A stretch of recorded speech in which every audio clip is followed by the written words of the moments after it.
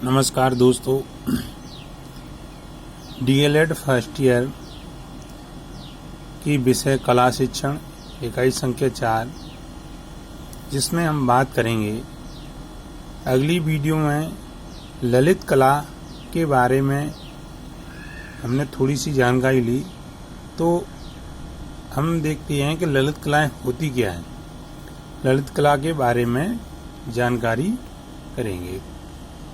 तो भारत देश में कलाओं के बारे में कोई भेद नहीं है, पर औद्योगिक क्रांति के दौरान सर्वप्रथम यूरोप में कलाओं को 2 भागों में बांटा गया था। वो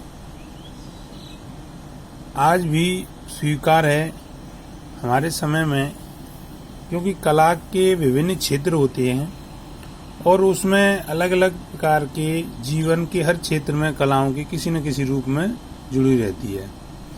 अतः कलाओं का क्षेत्र काफी व्यापक है। हमारे प्राचीन ग्रंथों और कलाओं में काफी कुछ लिखा है, यानी जो कला का क्षेत्र है, हमारे जीवन में जो कला है, जीवन के हर एक क्षेत्र में कला रूपी जुड़ी रहती है और वह किस प्रकार कार्य करती है, यह जीवन से संबंधित है। काम सूत्र में 64 कलाओं का उल्लेख मिलता है, यानी जो हमारा काम सूत्र है उसमें 64 कलाओं का उल्लेख मिलता है। लेकिन जो यूरोपीय कलाओं को 2 भागों में वर्गीकृत किया है, वो आज भी प्रचलित है और वो है, आगे चलकर हम देख रहे हैं कि ललित कला और उपयोगी कला, यानी ये 2 भाग हैं। इसको किस प्रकार वर्गीकृत किया गया है, इसके बारे में हम पढ़ेंगे। तो नंबर 1 है ललित कला। ललित कला है कि ललित कलाओं का संबंध सौंदर्य बोध, सांस्कृतिक विकास और आध्यात्मिक चेतना से है।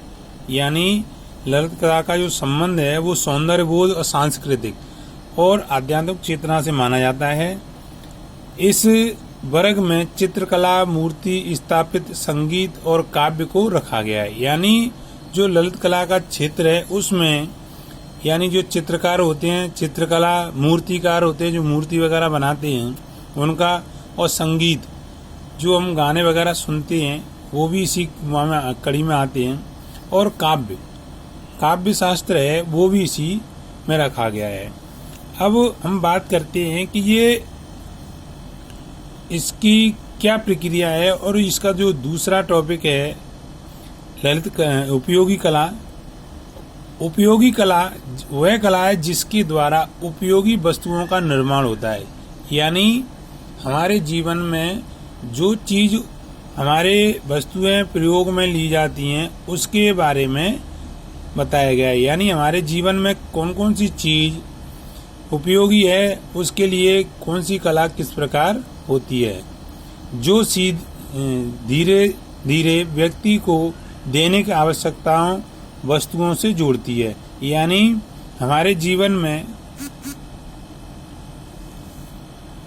कौन सी चीज देने की आवश्यकता की वस्तु है और कौन सी नहीं है, अगर हमें कौन सी चीज काम में आएगी, इसको किस प्रकार हमें काम में लेना है, इसके बारे में बताया गया है कि जो सीधे व्यक्ति की दैनिक आवश्यकताओं की वस्तुओं से जुड़ी होती है। इसमें लोहारी, स्वर्णकार, भवन निर्माण, वस्त्र विन्यास, डिजाइन, रंग, छपाई, टेलरिंग, यानी जो मिस्त्री होते हैं गांव में काम करते हैं भवन निर्माण का, सिटी में भी, शहरी क्षेत्र में भी, और स्वर्णकार जो सोने का कार्य करते हैं, वस्त्र विन्यास यानी कपड़े की कार्य करते हैं, और डिजाइनिंग जो चित्रकार हो, यानी जो डिजाइन बनाते हैं, रंगाई जो पेंटिंग वगैरह कार्य करते हैं जो कला के भी संबंधित होती है, टेलरिंग जो कपड़े की सिलाई करते हैं, आदि के साथ आधुनिक युग में प्रचलित विज्ञापन है।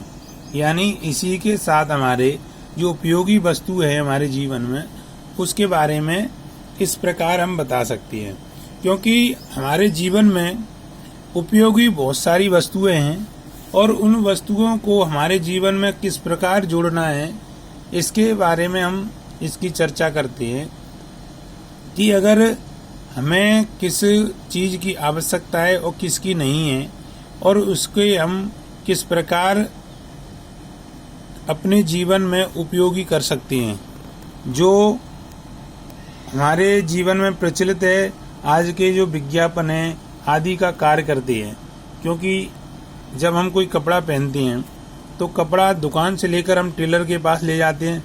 जब टेलर उसको सिलेगा ही नहीं तो पहनेंगे कैसे। ऐसी रंगाई, अगर रंगाई का कोई पेंटर है और वो पेंटर का काम नहीं करेगा तो कोई किसी कार की छपाई कैसे होगी।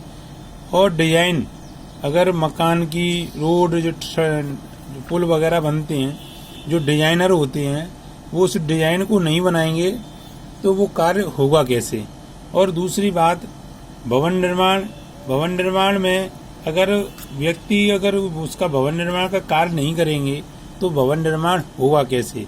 जैसे ही स्वर्णकारी होते हैं, जो सुनार होते हैं, वो सोने से जो वस्तुएं निर्माण करते हैं उसको नहीं करेंगे तो वो फिर वस्तु बनेगी कैसे। तो इसी बात को ध्यान में रखते हुए हम कि जो व्यक्ति है जो मूर्ति कला, नृत्य, संगीत, काव्य, नाटक आदि से हम जानते हैं कि हमें किस प्रकार कार्य करना है, और इसी को ध्यान में रखते हुए हमें अपने जीवन के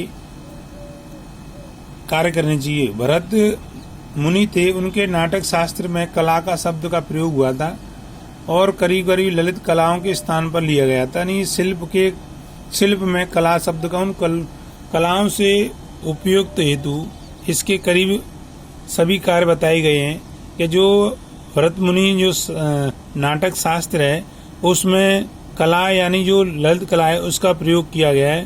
प्रथम बार अभ्यास है कि ये कला में किस प्रकार मानी जाती है। और आगे हम कह सकते हैं कि ललित कला और उपयोगी कला में अंतर क्या होता है।